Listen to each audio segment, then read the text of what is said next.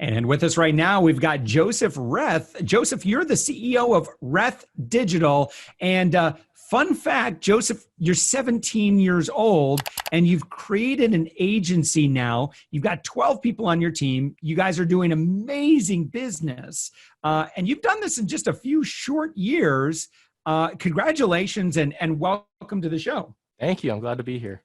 So just to kind of explain what Reth Digital does, go ahead and give us the overview. We're a full-service digital agency based in Modesto, California. Like Josh said, we have a 12-person team consisted of 16 to 18-year-olds. And basically the idea behind that was storytelling sells and also, of course, a good product sells. And so we were already doing a lot of good work for clients we had when I just had freelancers working for us. And then my representative right now, he was talking to me how he was really interested in my story about how I was 16 at the time and just growing a really dope agency. And so I kind of use that as a catalyst to be like, okay. You're in an interview right now. Okay, now you can get off screen. So my 16-year-old son, Ethan, came to, I invited him in here. And I said, come here, sit down. Well, you can sit down and listen to this guy. Okay. All right. So he's going to listen off camera. All right. So Joseph, talk to me about what was the impetus. Hey, you got a little kitty back there too. By the way, Yeah. So much we're describing right now. So if you're listening to the podcast version of this, there's so much you're missing right now that you can actually watch my video interview with Joseph you go to upmyinfluence.com. In our lower left-hand corner, you can click on our YouTube icon and you can see my interview with Joseph. You'll see my son, Ethan, coming in and stepping in the background. And then you'll see Joseph's kitty. What's your kitty's name? Blue. Blue? All right. Yep.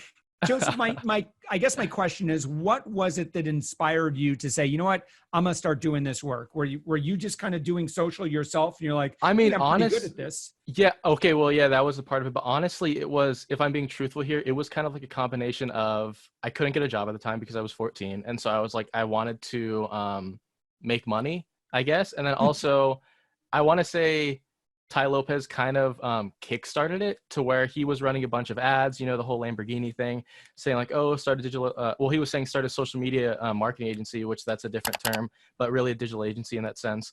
And so I was kind of curious about that. And then at the time I was running an Instagram page that I had like a few thousand followers where I did like graphic design of like NBA players. And so I kind of already knew how social worked. I was already good at graphic design. And so I was like, let me give a go at this, but I didn't have any money to pay for those $1,000 courses or whatever. Yeah. And so I was kind of just digging through the internet, which honestly, the internet alone, if you can research enough, you can find all the information in those paid courses just in a different form. And so through that time, that was around like February, I started looking, made a website called Augment SEO. And I kind of focused on web design and social media. It was kind of like a big, broad like bunch of digital marketing services. And then I just asked my dad if he knew anyone. And so he knew a lot of people in our town that had like restaurants, gyms, stuff like that. And I would do free work for them. Smart. And that's very smart. That's how I got case studies in. And then later down the line is when I kind of had like, I want to say 3 stages of like growth. And that was probably the first big one. And then later, I guess we can get into that later, or I could talk about it now. So for the businesses that your dad introduced you to, you're just managing their social? Yeah, I was just managing their social. Some of them were even just Facebook. It was nothing crazy like what we do now, but it was still a good case study to get myself into social media marketing. Yeah. Getting a lot of experience, of course, while you're doing the work. You're kind of having to figure it out as you go. Yeah. And Joseph, what about other folks your age who say, oh, no, that's not something I can do right now. I have to wait until I get into college or out of college before I can start a business like that? I mean, it wasn't really just people my age. It was really everyone, even my mom. She didn't really, she believes in me and stuff and she supports me, but she's always been a realist. And so when I brought to this idea that I wanted to start a company, and I was still kind of iffy about it, she was like, okay, sure, do your thing, whatever. But I could tell she didn't really think it was a real thing that I could do, and I didn't have it in me. And so it was really just everyone saying, I don't want to say negative thoughts, but like passive aggressive. You can't do this. It's not possible at this age. Just wait. But I felt if other people can do this, they have the same laptop as me, the same computer, the same resources. What does age have to do with it? And so I've kind of just kept that in the back of my mind on the back burner. And it's been good with me ever since. When did you bring on your first helper? My first helper it was after a few clients, but it was a freelancer. And so I was using freelancers a lot, and we still do. But I was using them for a majority of the work until last year around like June-ish is when I started talking to my representative, who at the time wasn't a representative, was just some random guy emailing me. And he was just saying how he really loved my story and about how I was young. And so I had one 16-year-old employee who's still with us now. And then at that time, I kind of just cut off all the freelancers and just started hiring people my age. And so now when clients see and hear that, and then also when they see the work we've done with the age group that is our team is comprised of, they're even more impressed. And so that's kind of been the big helper in closing clients. Yeah. So, I mean, you're doing, just in case anybody is skeptical, you have some pretty decent book of business here. I mean, enough book of business to support a team of 12 people. And again, as a 17-year-old, what do you do to get new business today?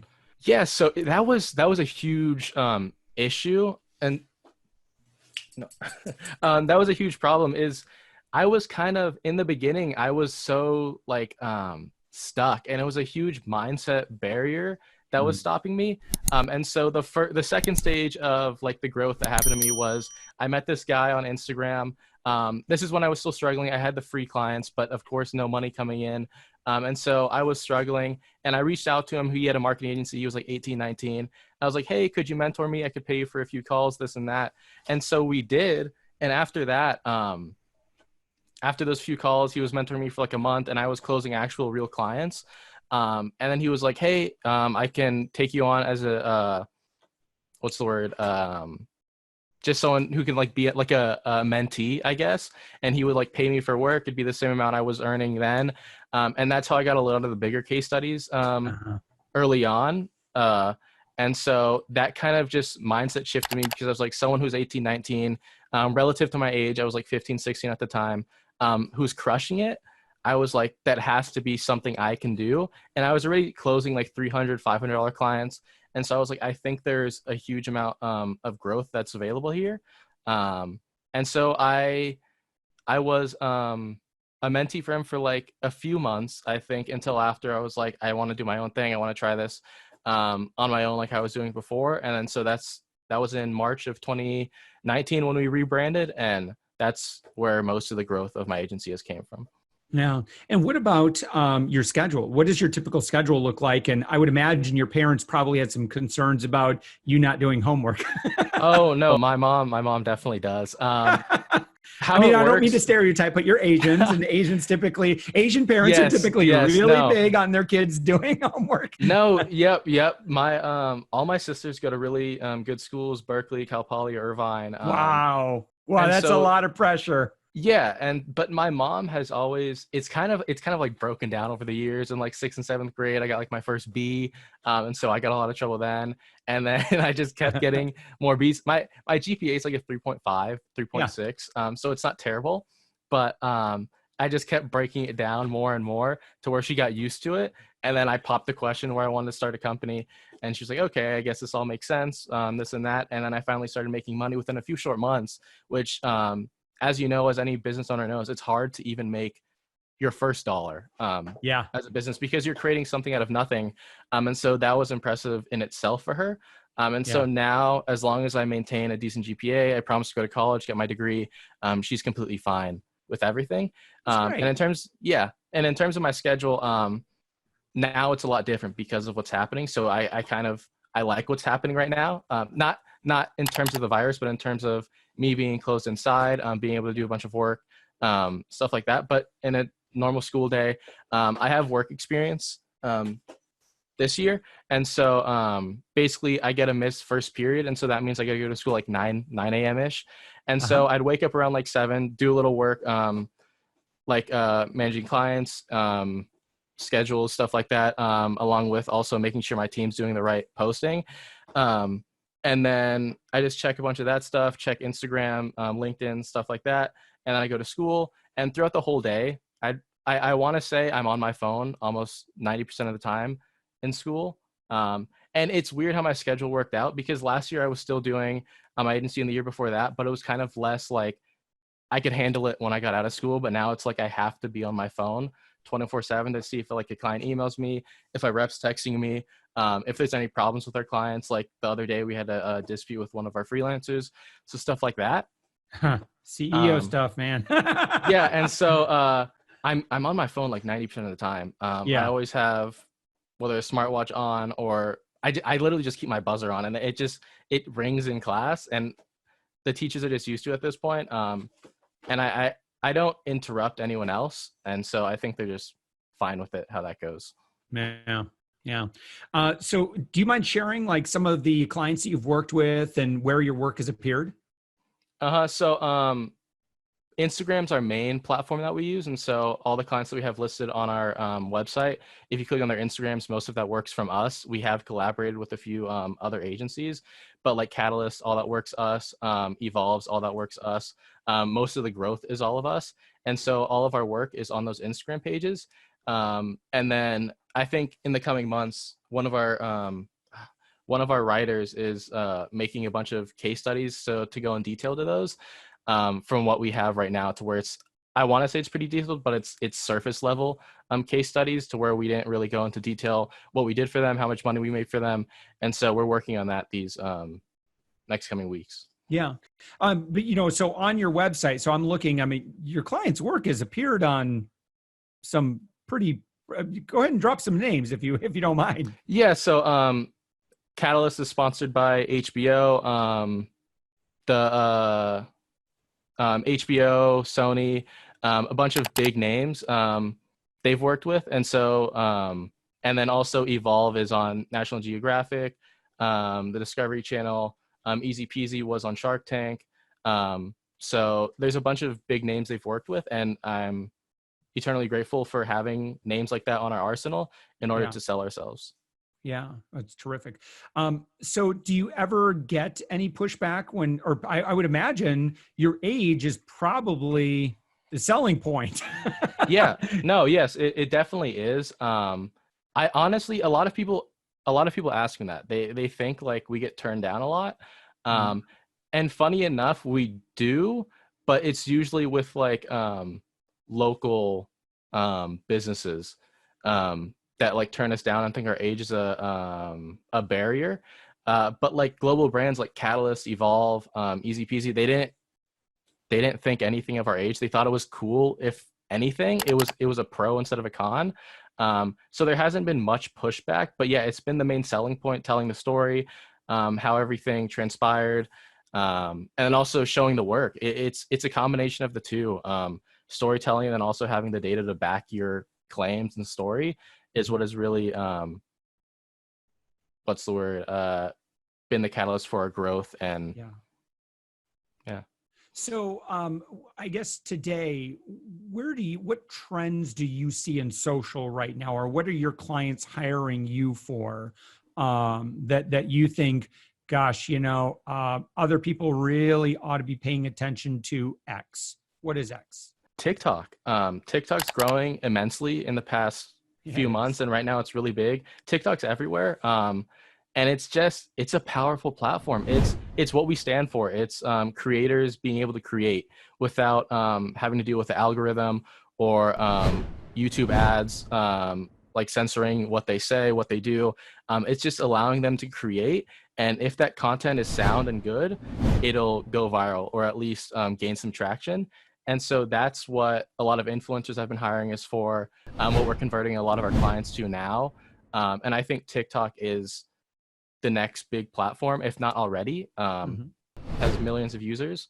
And so that's the big trend right now, in terms of platforms and what's going on in social.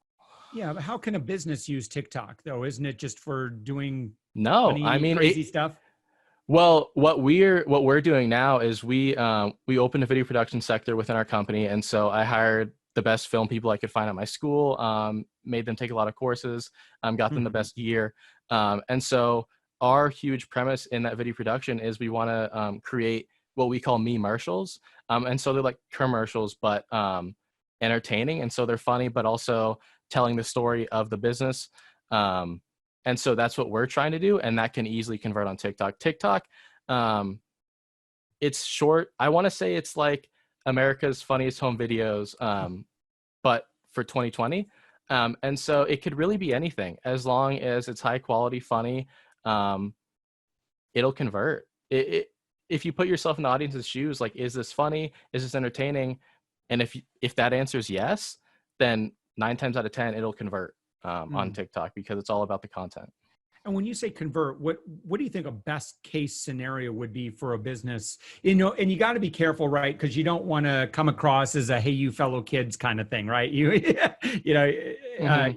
want to be authentic. So how can you be authentic and build an audience and then get something good out of it? You know, ultimately drive conversions, as it were.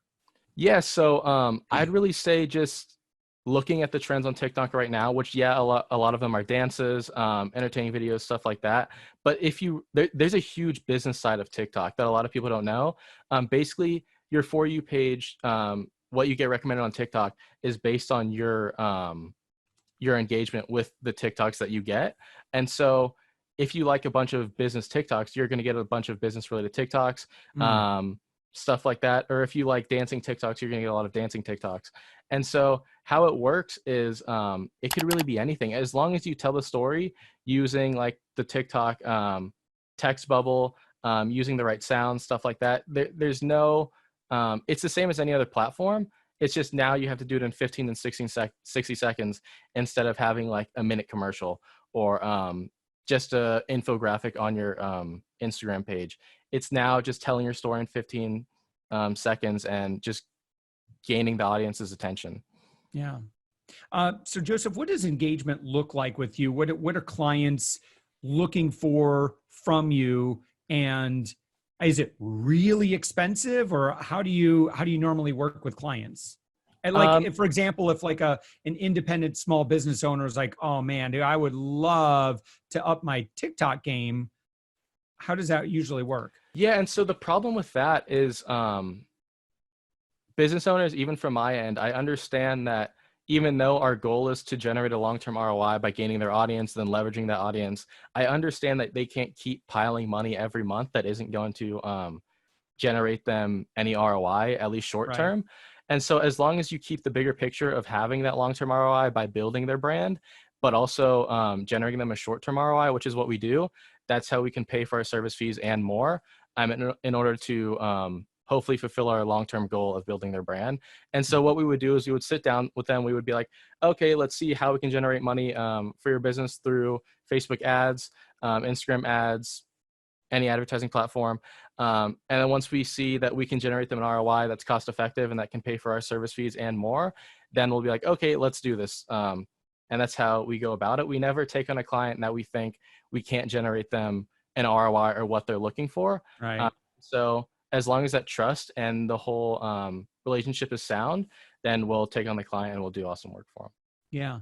So again, I guess I'm just, and again, I'm not as familiar with TikTok other than, some of the viral TikToks that my kids will send me, or I'll see, posted elsewhere, like on Reddit or something.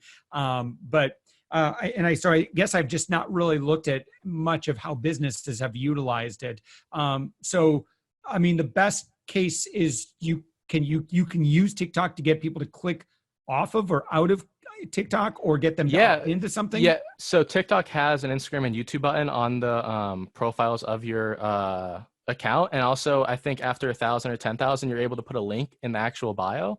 And so it's definitely a great platform. And there's been influencers who have shown that, and also brands. There's a lot of entrepreneurs showing off their brands in storytelling forms. So they're telling them how they started their company, where they're at, showing off their office, stuff like that. And they're getting thousands of followers on not only just TikTok, but on Instagram, because people go from TikTok to Instagram to follow them. And so it's really a great platform. I'd say especially for creators, but brands can still take advantage of that. Yeah. Excellent. All right, cool. So Joseph Reth, CEO of Reth Digital, what would be a great place for someone to start engaging with you and they kind of check out your work and decide whether or not, gosh, this is what I need in my life? Like where would be a great place for them to start? You have a Probably podcast? What's clicking on podcast here too? Yeah, so we had a podcast before where I would interview, following along with their storyline, teenagers in my area, the Modesto area, Central Valley, who are doing things differently than others. And so like we had a YouTube celebrity, Tyler Oliveira. He has like 700K on YouTube. We had a bunch of people who produced music, made music, TikTok stars, a model from my area. But that people were engaged with it, but there wasn't enough room for growth to where there was that many people in my area. Yeah. And so recently with all that's been going on, I kind of just rebranded it to entrepreneurs who are doing things differently. And so now we have like 5 or 6 people lined up for our podcast in the next coming months. And yeah, that's kind of just been the goal with that podcast. Yeah. But where else would people go to start that engagement with you? I'd probably say if you want to check out our work, our website, RethDigital.com. But if you just want to contact me, Instagram's a good platform to do that. You could even call our number, email us at hello@RethDigital.com. But I think if you're interested in our work, you can just check out our website, click on the clients, check out their Instagram pages. And that's our work that we have linked on there. Yeah. So RethDigital.com, RETH digital.com. And I click on services portfolio, kind of see the great work that you guys are doing. Well, Joseph, this is cool, man. Congratulations. Thank you. Again, especially on, I don't know what it was that lit a fire under you at 14, but I guess initially it was the money. Well, let me ask you this, because you'd mentioned this, that, in terms of like, as a business owner, like, it's easy to initially kind of focus on the money, but you said you shared in some notes that we had got that's actually not your focus. No, it's not. And so funny enough, the money does come, but it's subsidiary from what you're creating. And so you have to create an actual brand, a business, and you have to be passionate about it. And so, like I said, I had a graphic design page before this. I was already growing an Instagram page. So I already liked social and the power it had that you could control someone's emotions, how they feel about a brand just by posting videos in a different way that other people are doing. And so I've kind of just been really passionate about what I've been building. And I've loved the process so much that the money just came after that. Yeah. And it's true. And so, yeah, in the beginning, of course, I can't lie. I wanted to make money, but then as it kind of transformed into something else, I was like, this is what I love doing. I'd love to do this for the rest of my life. And so I've just kind of been grinding towards that. And the money's just been coming from that, passion. And it's the way that it works. Awesome. Well, Joseph Reth, again, founder and CEO of Reth Digital. Thank you so much for joining us. Awesome. Thank you for having me.